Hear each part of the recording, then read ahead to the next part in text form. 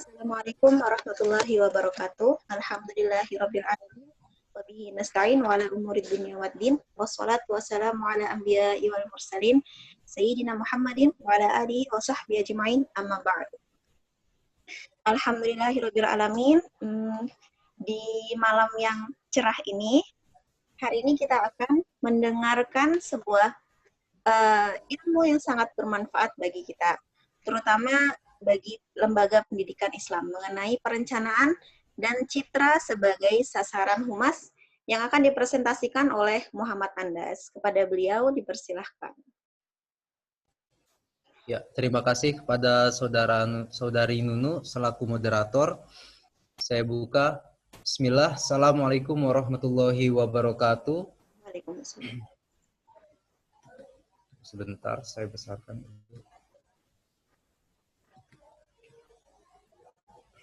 Ya, hari ini kita akan membahas perencanaan dan citra sebagai sasaran humas. Humas, apa sih yang harus dilakukan seorang humas? Maka humas harus punya target. Targetnya adalah membuat perencanaan yang tepat demi membangun sebuah citra yang tepat. Ulang lagi, Kak? Langsung nggak? Iya, sih.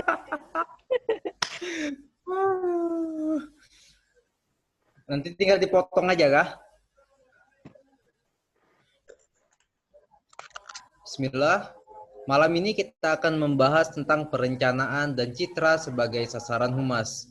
Humas harus punya sasaran. Apa saja yang harus dia sasar, apa yang harus dia targetkan. Maka yang harus dia targetkan adalah perencanaan yang tepat demi membangun citra yang tepat pula. Kita langsung lanjut. Jadi malam ini kita akan membahas materi pertama, urgensi perencanaan untuk humas, kedua, analisis perencanaan humas, ketiga, pengertian citra humas, dan keempat, analisis dalam membangun citra. Banyak lembaga yang masih tertatih, padahal mutu telah diraih. Itu adalah ciri lembaga yang memandang bahwa public relation hanya sebagai pelengkap struktural keorganisasian. Ini adalah salah satu mungkin pendapat saya pribadi. Dari sekian banyak saya membaca tentang humas dan fenomena-fenomena sekolah yang punya mutu akan tetapi tidak punya branding atau tidak punya citra.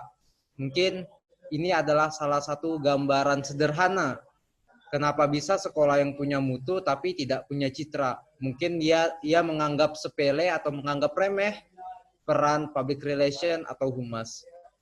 Sebagai pembuka, lalu kita lanjut perencanaan humas dalam konsep Watch. Jadi humas merupakan sebuah seni sekaligus ilmu sosial. Poinnya seni dan ilmu sosial yang menganalisa kecenderungan, mampu meramalkan konsekuensi, dan memberikan pengarahan kepada pemimpin lembaga serta melaksanakan program-program terencana yang bisa memenuhi kepentingan baik institusi maupun lembaga tersebut serta masyarakat yang terkait. Ini kalau kita bicara tentang humas yang ideal, ia seni, ilmu sosial, harus menganalisa kecenderungan masyarakat, harus mampu memprediksi, mungkin kalimat meramalkan ini kurang tepat menurut saya, harus mampu memprediksi apa yang akan dihadapi ketika berani mengambil suatu keputusan. Kemudian harus melaksanakan program terencana demi memenuhi kepentingan institusi, lembaga, maupun masyarakat yang terkait. Ini adalah sebuah manajemen yang ideal. Apalagi ini adalah salah satunya adalah perencanaan humas yang ideal. Jika humas tanpa perencanaan, maka pengertian dari perencanaan humas ini hanyalah sebatas angan-angan. Jadi untuk menciptakan lembaga yang benar-benar bisa berfungsi secara fungsional atau secara optimal, maka kita butuh perencanaan terkhusus di bidang humas. Agar seperti yang diungkapkan sebelumnya, agar sekolah sudah bermutu, dan mutu itu bisa dikenal oleh masyarakat luas. Jangan sampai sekolah sudah bermutu, tapi tidak semua orang mengetahui mutu yang sudah terbangun di sekolah tersebut. Kita lanjut. Jadi perencanaan humas itu terdapat 4 model. Pertama adalah press agentry, atau bahasanya adalah ada kita itu mempromosikan lembaga melalui agen pemberitahuan atau agen pers. Jadi ini biasanya kita misalnya kita melibatkan di koran-koran, kemudian di media-media, yang dimana kita bisa mempromosikan sekolah kita. Selain mempromosikan sekolah kita juga, mungkin salah satu guru misalnya tampil di suatu acara, atau kemudian dia punya pengaruh yang luar biasa, lalu ia mengatakan, saya adalah alumni dari seperti alumni sekolah ini atau sekolah itu. Secara tidak langsung, itu adalah bentuk promosi atau salah satu model dari perencanaan humas. Jadi ketika anak atau input itu diproses dengan baik dan ditanamkan rasa kecintaan kepada sekolah yang pernah dia tempuh, ketika dia sudah menjadi alumni, maka ketika ia menjadi orang yang berpengaruh, ia tidak akan segan untuk mempromosikan sekolah yang pernah ia tempuh jenjang pendidikannya. Itu adalah model perencanaan yang pertama. Yang kedua adalah public information. Informasi yang dikeluarkan dari pihak lembaga lalu dibiarkan menyebar dengan sendirinya. Jadi kalau ibarat kata itu sekolah misalnya memiliki output, atau sekolah memberikan sebuah informasi, bisa melalui pengumuman ataupun juga dari sosial media atau dari isu yang berkembang, kemudian isu itu dibiarkan menyebar di tengah masyarakat, entah itu positif atau itu negatif. Dalam tujuannya adalah untuk mengetahui bagaimana respon masyarakat, pandangan masyarakat terhadap sekolah kita. Jadi ada public information yang kita dapat informasi itu dari masyarakat sekitar. Dan informasi itu dibiarkan menyebar dengan sendirinya. Kalau bahasanya itu isu ke isu. Lalu yang ketiga adalah, mohon maaf, sebentar. Yang ketiga adalah two-way asymmetrical, atau bahasanya itu adalah dua arah asimetris. Nah, jadi kalau misalnya perencanaan pertama ini, yang pertama dengan kedua ini bersifat satu arah. Jadi dari pihak lembaga kepada masyarakat, tapi tidak ada timbal baliknya dari masyarakat ke lembaga. Jadi mempromosikan lembaganya. Ya tidak peduli masyarakat itu mau terima atau tidak terima, yang penting promo itu sudah berjalan. Yang kedua adalah public information, memberikan sebuah informasi kepada masyarakat. Ya tidak peduli bagaimana tanggapan masyarakat. Yang penting informasi yang ingin disampaikan kepada masyarakat telah tersampaikan. Kemudian sedangkan yang ketiga dan keempat ini dia adalah tipikal yang ada timbal baliknya atau dua arah. Kalau simetris itu artinya seimbang, asimetris maka artinya tidak seimbang. Biasanya perencanaan ketiga dan keempat ini dilakukan ketika ada isu negatif yang terjadi pada suatu lembaga pendidikan. Maka yang perencanaan ketiga ini dia bersifat tidak seimbang, dalam artian seperti ini penjelasannya. Jadi ketika ada sebuah isu, maka pihak lembaga akan melakukan sebuah penelitian atau misalnya mencari tahu, mencari kebenaran tentang isu negatif yang telah beredar di tengah masyarakat. Kemudian ketika pencarian kebenaran tersebut atau penelitian tersebut atau riset tersebut sudah selesai, kemudian hasil riset akan diumumkan baik melalui media ataupun langsung kepada komite. Yang dimana setelah memberikan masukan ini, biasanya hasil dari riset itu memang disetting untuk mempositifkan citra lembaga. Jadi tidak apa adanya, akan tetapi sudah disetting agar yang nampak adalah perkara-perkara yang baik-baik saja untuk memberikan kesan kepada masyarakat bahwa isu itu tidak terjadi. Mungkin isu itu benar terjadi, akan tetapi kadarnya dikurangin sedikit. Jadi seakan-akan posisi citra positif itu lebih dominan dibandingkan isu negatif yang sudah menyebar. Maka dia dikatakan dua arah yang tidak simetris. Jadi arah pertama adalah isu dari masyarakat kepada lembaga. Dari masyarakat kepada lembaga itu satu arah pertama, kemudian lembaga merespon kepada masyarakat. Itu adalah arah berikutnya atau arah kedua. Akan tetapi dia tidak seimbang. Kenapa? Karena hasil riset yang dikeluarkan pihak lembaga itu cuma mencondongkan perkara-perkara positif yang ada di dalam lembaga tersebut. Akan tetapi lembaga-lembaga yang negatif, mohon maaf, akan tetapi ketika ada nilai-nilai yang terkesan negatif itu dikurangin. Dibiarkan ada, akan tetapi dikurangin. Tidak semuanya dijabarkan. Ini adalah perencanaan yang model perencanaan yang ketiga. Dan yang keempat adalah sama ketika ada isu miring atau isu yang bersifat negatif dari masyarakat kepada lembaga, arah pertama, kemudian lembaga merespon sebagai arah kedua. Akan tetapi berbeda. Lembaga melakukan riset untuk mencari tahu kebenaran isu tersebut. Ketika lembaga menemukan bahwa realita di lapangan sesuai dengan isu yang beredar, maka lembaga mengadakan komunikasi dua arah, atau bahasanya itu pertemuan dengan masyarakat atau dengan komite untuk sama-sama mencari solusi. Maka cara yang keempat ini adalah cara yang paling beretika. Akan tetapi tidak semua lembaga berani untuk mengambil cara yang keempat ini. Transparansinya lebih terasa, akan tetapi tidak semua lembaga berani mengambil cara yang keempat ini. Ya, jadi ini adalah model perencanaan humas. Ya kita katakan model, bukan rancangan. Mungkin kalau rancangan bersifat step by step, tapi ini adalah poin intinya saja. Model perencanaan humas terbagi menjadi 4. Dua model adalah satu arah untuk mempengaruhi publik atau publik, sedangkan 3 dan 4, dua model lainnya adalah dua arah untuk merespon keluhan-keluhan yang ada pada masyarakat atau kepada komite atau kepada publik terhadap lembaga. Oke, kita lanjut. Sekarang kita membahas tentang citra.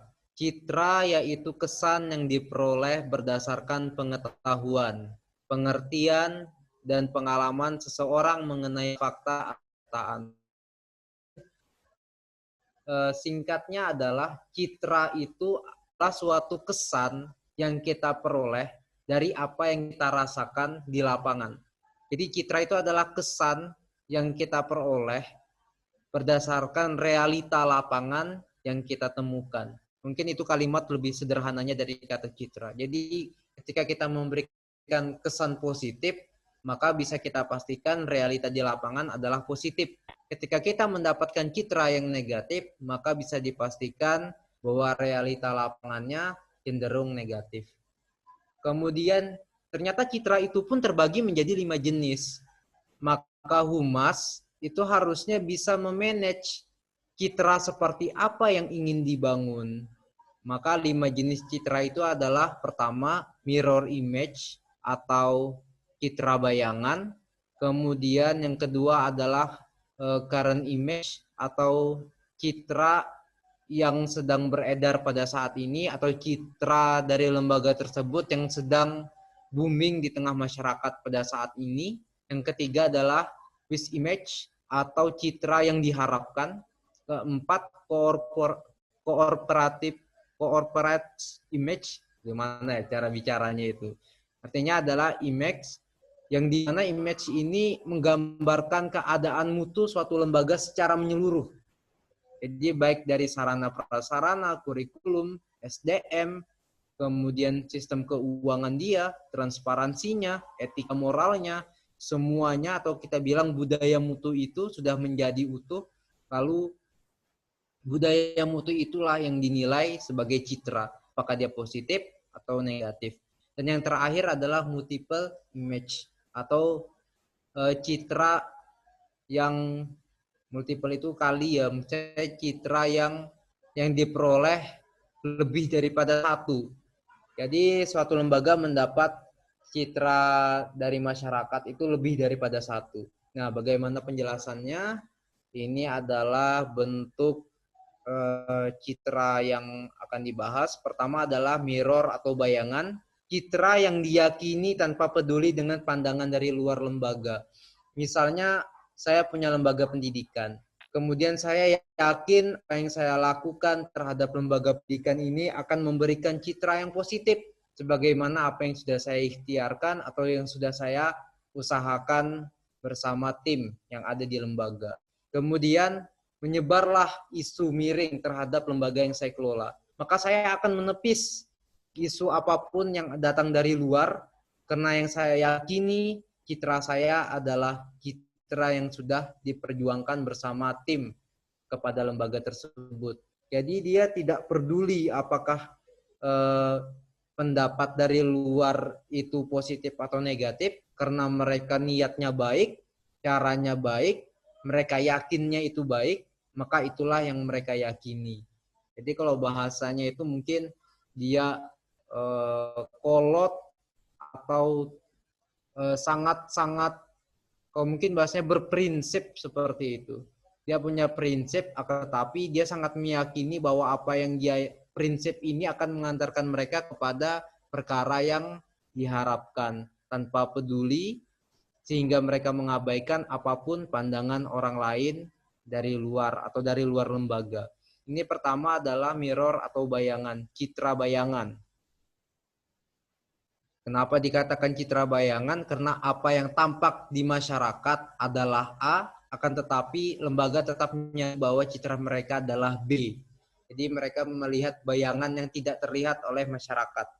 Yang kedua adalah current atau saat ini.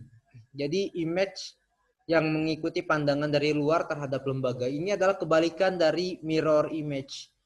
Jadi kalau yang nomor 2 ini adalah dia meyakini bahwa pandangan masyarakat lebih menggambarkan keadaan lembaga saat ini daripada apa yang sudah diyakini oleh lembaga itu sendiri. Sehingga ketika masyarakat memandang A, maka pihak lembaga meyakini bahwa lembaga mereka memiliki citra A.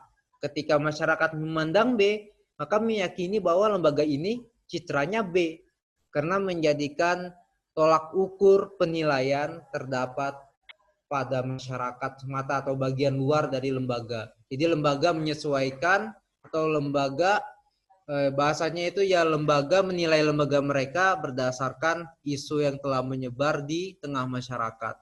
Semua ada positif negatifnya, baik yang pertama ataupun yang kedua. Yang ketiga adalah citra yang belum terjadi akan tetapi sudah dicanangkan, atau dia dikatakan wish atau harapan. Jadi banyak lembaga pendidikan itu telah berani membranding sekolah mereka, lembaga mereka, memberikan bahwa sekolah mereka adalah sekolah yang A, sekolah yang B, padahal itu belum terjadi, baru direncanakan atau baru sedang proses.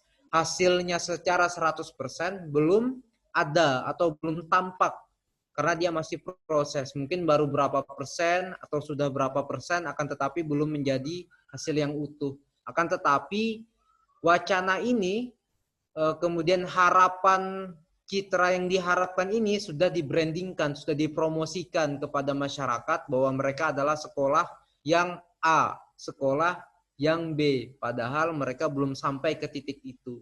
Jadi yang ketiga adalah citra harapan. Yang keempat, corporative image. Jadi ini adalah image atau citra yang tercipta karena mutu yang ada pada mutu yang ada secara menyeluruh, penilaian mutu pada seluruh aspek. Jadi ketika sekolah itu dikatakan kualitasnya adalah A, oh sekolah ini baik, terkenal baik misalnya di tengah masyarakat. Berarti yang baik di sini bukan hanya karena pembelajarannya, tapi meliputi seluruhnya, transparansinya, kepemimpinan kepala sekolahnya, kemudian budaya sekolahnya, sarana prasarananya, kurikulumnya, dan semacamnya. Maka dia dikatakan image yang menyeluruh. Jadi dinilai itu mungkin berdasarkan rata-rata keseluruhan penilaian elemen-elemen atau komponen-komponen yang ada pada sekolah tersebut. Dan yang terakhir adalah multiple atau banyak. Jadi citra yang tercipta karena perilaku individu baik positif maupun negatif yang menjadikan suatu lembaga dinilai walau tak seperti realitanya. Misalnya ada sekolah yang dinilai sebelah atau dipandang sekolah ini biasa-biasa saja. Dari segi mutu juga tidak seberapa. Branding juga belum punya. Orang kenal ya sekedar tahu saja, tapi tidak ada nilai unggul yang membuat masyarakat tertarik. Jadi belum ada kesan yang membuat masyarakat tertarik untuk masuk di sekolah tersebut. Kemudian ia memiliki peserta didik yang mungkin sangat berbakat, yang di mana santri mungkin peserta didik yang berbakat ini diikutkan lomba lalu memenangi perlombaan tersebut dan mengalahkan perwakilan dari sekolah-sekolah favorit.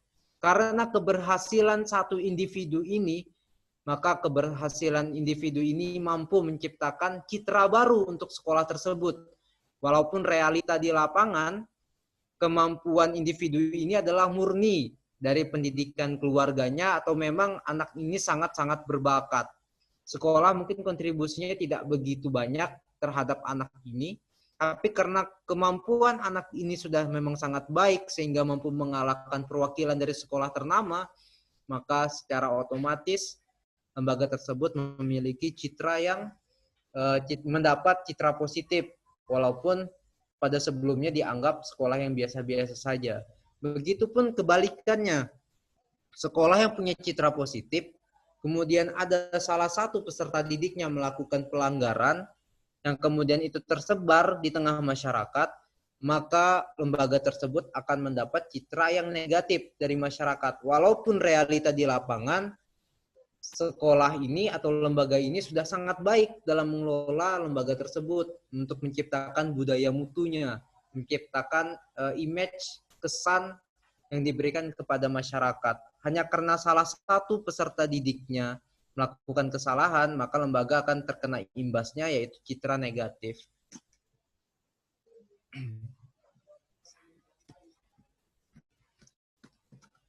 Ya, mungkin itu saja yang akan saya sampaikan. Mungkin itu saja yang bisa saya sampaikan mengenai tentang sasaran humas, perencanaan, dan citra. Mungkin saya kembalikan kepada moderator untuk melanjutkan pembahasan tentang perencanaan dan citra humas. Alhamdulillah, terima kasih kepada pemateri kita hari ini. Kita mendapatkan ilmu yang sangat menarik ya saat ini. Inti dari kerja pokok sebuah humas itu adalah bagaimana caranya agar humas mampu membangun citra lembaga di publik dan masyarakat. Dan untuk membangun citra tersebut, pastinya kita perlu melakukan perencanaan agar memudahkan kita mencapai tujuan tersebut. Ini merupakan ilmu yang sangat penting ya, dan sangat berharga bagi kita semua.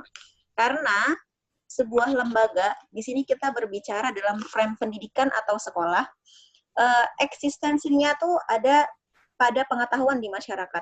Jika masyarakat banyak mengenal sekolah tersebut, maka otomatis sekolah tersebut akan semakin hidup dan akan ada banyak menerima peserta didik dan lain-lain. Tetapi jika humasnya tidak bekerja dengan baik sehingga sekolah tersebut tidak banyak dikenal atau memiliki citra yang negatif, pastinya sekolah tersebut akan perlahan mati dan tidak bisa mempertahankan eksistensinya. Jadi demikian. Sebelum kita tutup, bolehkah saya bertanya kepada pemateri? Ya, dipersilahkan. Iya. Saya karena menarik sekali ya pembahasan ini, jadi saya ada 2 pertanyaan yang ingin saya tanyakan kepada pemateri. Tapi untuk saat ini satu dulu, nanti kalau misalkan selesai dijawab, baru satu lagi ya. Pertanyaan pertama, mengenai perencanaan. Tadi, perencanaan itu merupakan, memiliki peranan yang sangat penting dalam sebuah lembaga atau organisasi ya. Jadi, ada yang saya pahami tadi itu ada 4 model dari perencanaan. Yang pertama ada press agentry, public information, two-way asymmetrical, dan terakhir two-way symmetrical. Dari keempat ini nih, yang mana menurut pemateri kira-kira bisa paling baik untuk dijadikan perencanaan dalam humas? Bagaimana? Iya. Langsung jawab boleh ya? Ya, silahkan. Oke. Sepertinya moderator kita ini lihai berbicara bahasa Inggris, tidak seperti pematerinya terputar-putar. Oke, saya langsung menanggapi saja. Benar, memang perencanaan itu sangat penting, tapi di sini saya tidak membahas bagaimana step by step membuat perencanaan, akan tetapi model dari perencanaan itu sendiri. Karena kalau kita sudah tahu model, kita sudah tahu target, insya Allah dengan kemampuan kita menganalisis lingkungan, kita bisa menciptakan atau merealisasikan model perencanaan yang sudah kita tetapkan. Dan ada 4 model, benar yang sudah disampaikan oleh moderator tadi. Di antara 4 ini, yang mana yang paling baik? Ini pertanyaan yang bagus, akan tetapi harus kita arahkan. Karena semua model ini ada melalui hasil riset yang tentulah kenapa dia bisa dijadikan sebuah teori karena menghasilkan. Jadi artinya 4 model ini sama baiknya.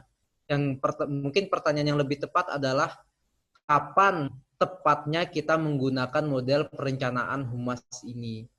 Mungkin kalau sejatinya dari pandangan saya secara pribadi, yang paling baik seharusnya ketika kita ingin menyebarkan atau kita ingin memperkenalkan citra sekolah kita kepada masyarakat, maka kita sangat baik kalau kita melakukan dari satu arah terlebih dahulu. Karena masyarakat belum tahu siapa kita, sehingga kita perlu memperkenalkan diri. Lalu memperkenalkan diri itu dilakukanlah model pertama dan kedua. Kalau model pertama itu dia pakai media, mungkin bisa lewat koran, mungkin bisa lewat televisi, ataupun sosial media untuk mempromosikan satu arah kepada masyarakat. Pada dasarnya masyarakat akan mencoba percaya.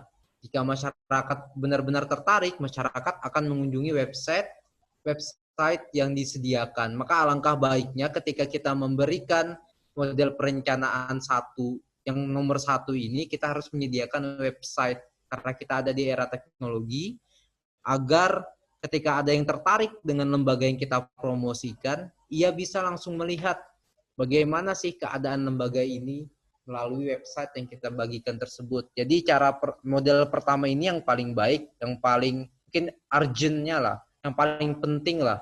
Kita harus memperkenalkan kepada masyarakat, karena masyarakat tidak akan menilai kalau kita belum memperkenalkan diri.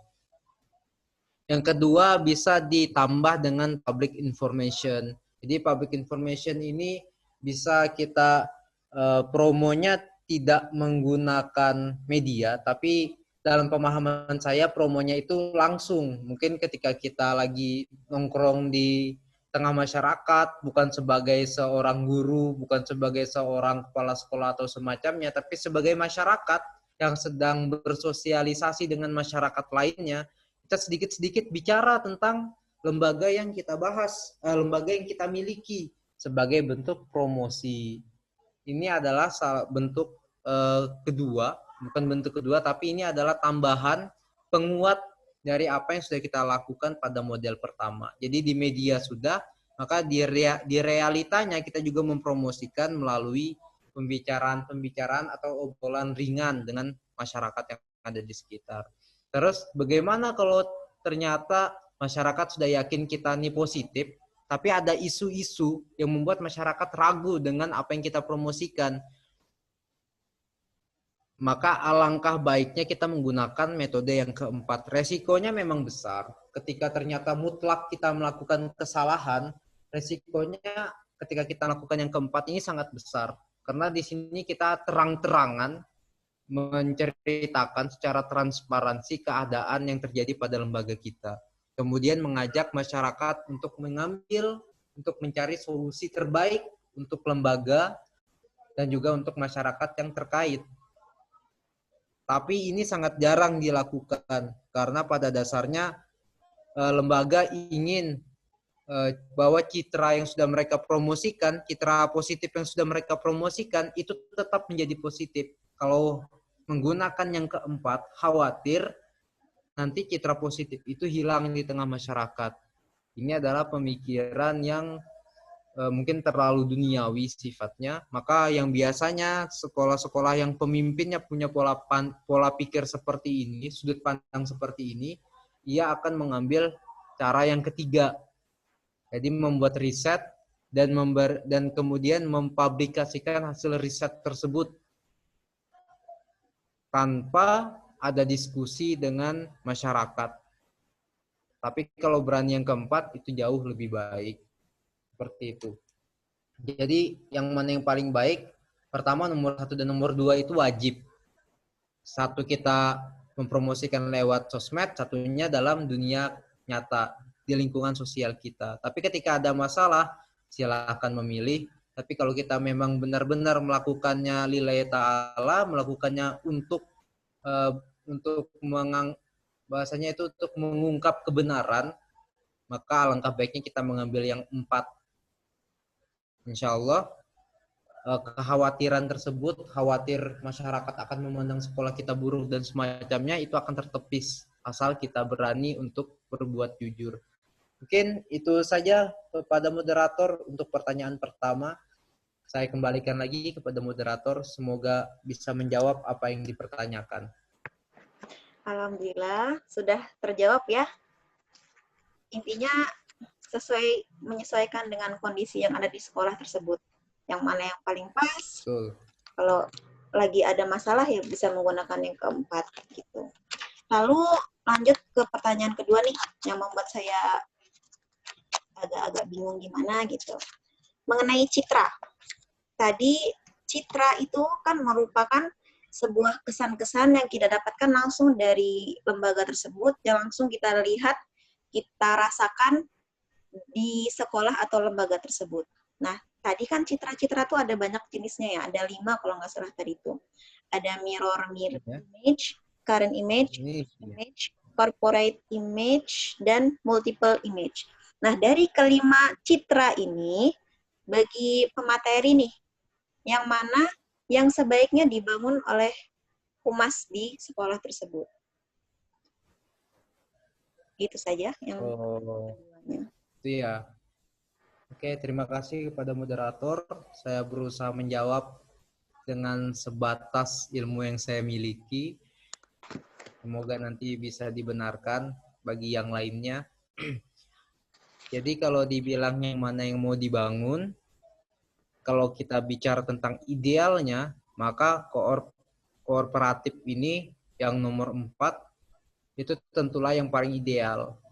Karena dia adalah image yang menilai secara keseluruhan elemen-elemen yang ada pada sekolah tersebut. Dari kurikulumnya, SDM-nya, sarana prasarananya, keuangannya, budaya mutu yang ada di dalam lembaga tersebut, dan semacamnya.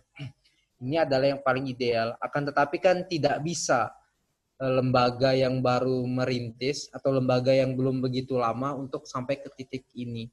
Maka yang paling baik adalah yang wish image. Jadi dia punya harapan untuk membangun image yang sudah mereka canangkan, yang tertara pada visi dan misi. Jadi jangan sampai image yang ingin kita sampaikan kepada masyarakat tidak sejalur dengan visi misi yang sudah kita programkan, yang sudah kita rancang, yang sudah kita tawarkan. Jadi yang paling baik, kalau kita bicara yang paling ideal adalah yang nomor 4. Ini. Yang nomor 4 yang paling ideal. Tapi kalau untuk yang baru merintis, yang paling bagus adalah nomor 3. Dalam perjalanan yang nomor 3, kita akan mendapat yang namanya image nomor 1, nomor 2, dan nomor 5. Yang mirror, bayangan, kemudian yang apa nih, current ngomongnya nih. Ya, yang nomor 2 itu, dan yang nomor 5 multiple image. Terus bagaimana kita menanggapinya? Maka ketika pandangan masyarakat itu benar adanya, misalnya masyarakat memandang negatif dan itu benar adanya, kita tidak boleh berkeras dengan mirror image bahwa kita baik dan kita sudah melakukan yang baik, maka kita pastilah baik. Itu tidak boleh dipegang. Ketika kita sudah mengetahui bahwa realitanya memang keadaan atau image kita ini buruk, kita harus segera berbenah, menjadikan kritikan masyarakat itu sebagai cambuk untuk menjadi lebih baik lagi. Kita nggak boleh untuk, bahasanya kita tidak boleh untuk kemudian tetap berisi keras, tetap kolot dengan pandangan kita padahal kita tahu kita salah. Terus ketika kemudian kita sudah punya harapan terhadap image yang ingin kita bangun sesuai visi dan misi, tapi kadangkala masyarakat itu menyatakan realita yang sebenarnya. Tapi kita juga tidak boleh menjadikan pandangan masyarakat sebagai sebuah pandangan yang mutlak. Sehingga apa yang masyarakat bilang, maka itulah kita sesungguhnya. Karena masyarakat tidak mengetahui 100% apa yang terjadi di dalam, kita boleh menimbang perkataan masyarakat, akan tetapi kita harus menyaring. Kita mungkin boleh mendengar apa yang dikatakan masyarakat terhadap lembaga kita, tapi kita harus menyaring yang mana yang memang benar-benar terjadi, yang mana itu hanya sebatas isu saja. Jangan sampai kita meninggalkan prinsip kita hanya demi isu yang tidak benar. Itu juga suatu kesalahan. Kemudian multiple image. Itu yang terjadi, kita sekolahnya bagus karena ada satu anak bermasalah, kemudian anak itu di luar menyebarkan yang jelek-jelek, mungkin itu tidak benar, sehingga kita dapat imbasnya. Maka sekali lagi, perencanaan itu tidak boleh hanya dilakukan sekali. Jadi itu harus dilakukan berulang-ulang kali. Jadi preventif dan kuratif. Ketika kita ada masalah, kita promosikan lagi. Mungkin dengan cara yang nomor 3 atau nomor 4 tadi. Bagaimana kita menyikapi respon masyarakat. Alangkah baiknya ketika kita sudah baik, kemudian citra kita diperburuk dari pihak yang mungkin kurang bertanggung jawab, maka kita adakan pertemuan dengan masyarakat untuk melihatkan ini data di lapangan. Jadi sekali lagi yang paling baik untuk lembaga yang masih berkembang adalah nomor 3, with image. Walaupun belum menjadi bentuk yang utuh image-nya, kan tetapi dia tetap selaras dengan visi dan misi. Tantangannya banyak, baik dari itu mirror, current, dan multiple harus digunakan sesuai dengan situasi.